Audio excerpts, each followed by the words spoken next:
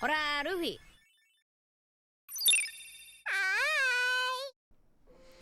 Hey guys, welcome back to the Red Clay channel. Today we're going to be working on something very cool. It's a fusion between the character Kirby and Luffy from One Piece. So I'm gonna take you step by step through all the process of sculpting this figure, and at the end of the video I'm gonna show you the 3D printed end result. So as you can see guys, I'm placing a bunch of spheres and I'm trying to place them following my reference so that they look like Kirby. It's just a bunch of simple spheres, a sphere for the body, sphere for the arm, a couple spheres for the shoes. Right, so next I just masked out the shape of the eyes, and then I used the function group loops to be able to separate properly and with crisp edges bring out that shape of the eyes. I did the exact same thing with the cheeks there. Just make a selection and use the inflate slider to push it in, and I'm gonna do the same thing with the mouth. Gotta mask it properly, make sure you have the right shape, and then you just push it in. After you push it in, you might want to do a little bit of a smoothing with your smooth brush. After that, I'm masking out the shape of the tongue and I'm pulling it out using the gizmo.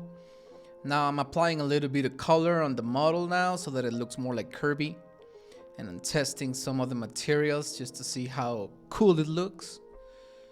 I'll continue now using selections to paint the eyes of the character.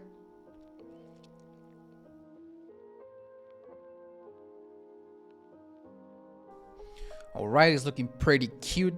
So now I'm gonna start introducing some elements from Luffy. I painted the scar that he has under his eye, and now I'm gonna model his hat. The classic, the iconic straw hat. I'm using radial perspective to sculpt in the details of the hat.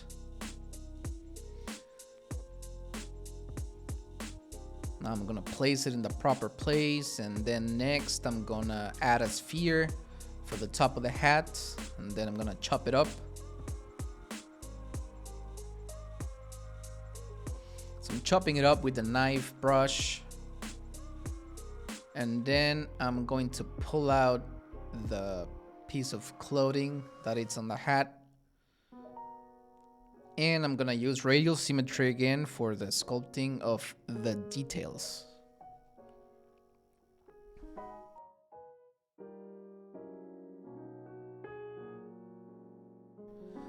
Now I'm sizing up the hat band, or whatever you call it. I'm gonna add some color to it.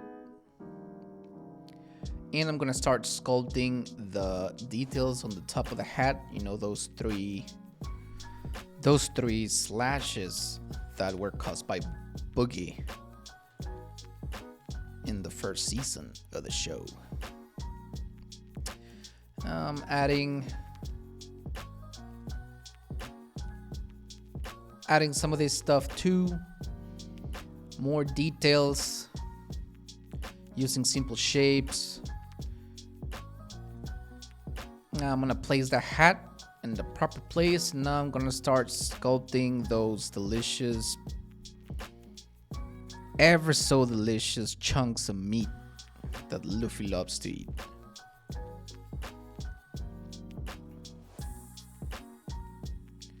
It's pretty basic stuff. Just grab some simple shapes and push them around with the move brush.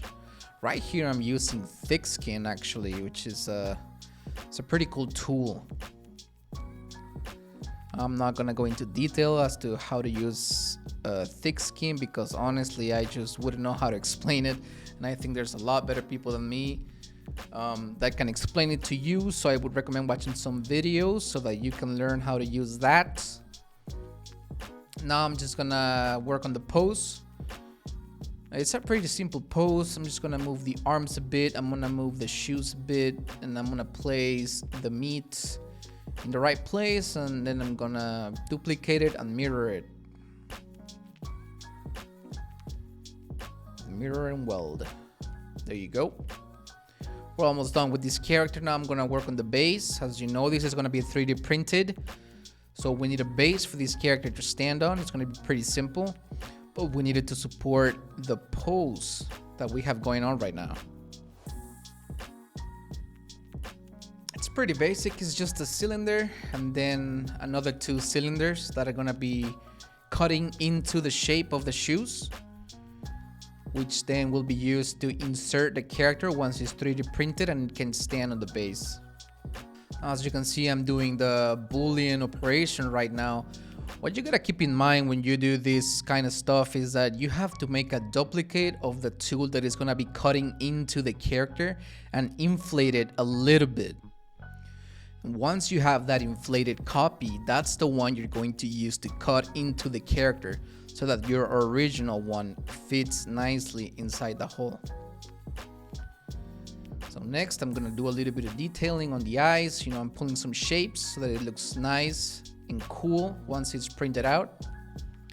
Another thing you guys gotta keep in mind when you're doing a model for 3D printing is that you gotta make sure that it's watertight. You have to make sure there's no floating objects. Everything needs to be stuck to the surface perfectly. So what I'm doing right now is that I'm decimating every piece of the object before I merge everything together, because we need to make sure that the model is at a manageable resolution for the support program to handle. Alright, so now I'm gonna show you how the final render of the character looks. And now I'm gonna show you how the end result looks like with the supports already made. If you wanna know more about this process, just let me know in the comments and I'm gonna make a video soon, if enough people want it, about how to make supports for 3D models so that you can 3D print at home whatever you want. So here is my little character. And this is how it looks like when you're curing it with UV light. And this is the end result. Alright guys, I hope you enjoyed the video. Please let me know what you want to see next. I'll definitely keep it in mind, and yeah, see you on the next one.